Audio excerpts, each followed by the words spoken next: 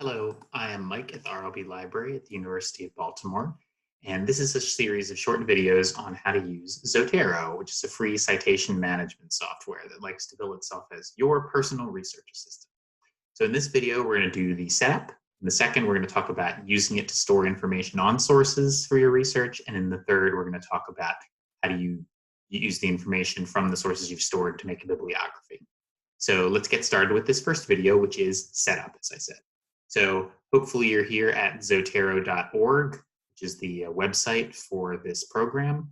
Before you get started, I just want to make a note real quick that you should make sure that you have shut Microsoft Word on your computer for reasons that will make sense later. But so if you've done that, let's go. We're going to do three things. First is we're going to make an account. So we're going to go up here in the top right to log in.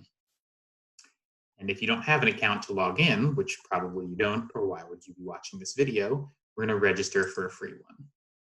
You just need an email and a password.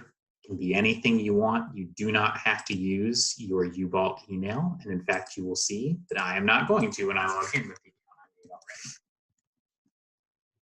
So we've done the first thing we needed to do, made an account and logged in. Should look something like this for you. Mine looks different. I have a bunch of sources already because I've been using this for a while.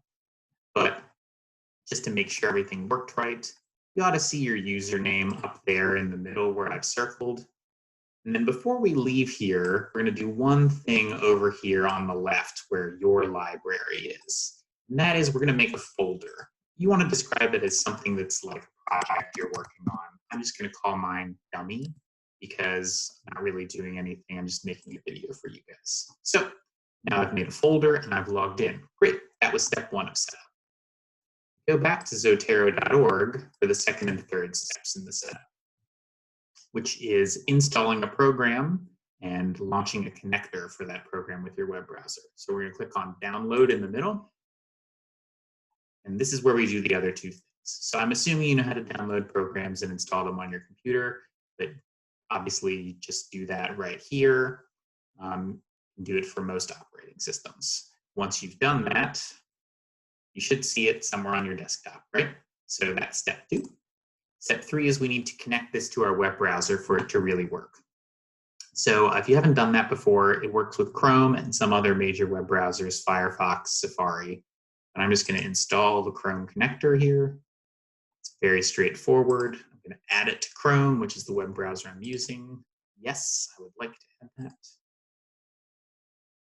And once it's installed, now you should see up in the top left corner a little picture that wasn't there before, a little icon that's next to the address bar in your web browser.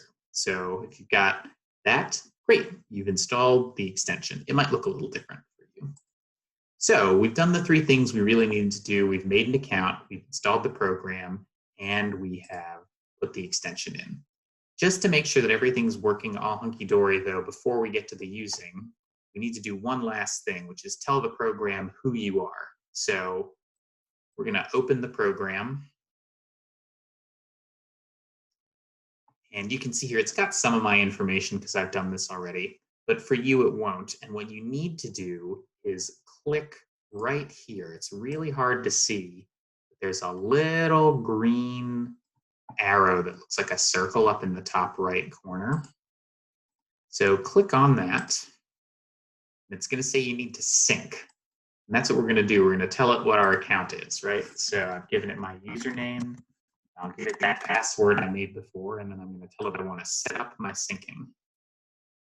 Just say yes to all this, okay? And now we need to click on the little green arrow again. It should spin around. And once it does, it's loaded all of your information. It knows who you are from where we made the account on the website.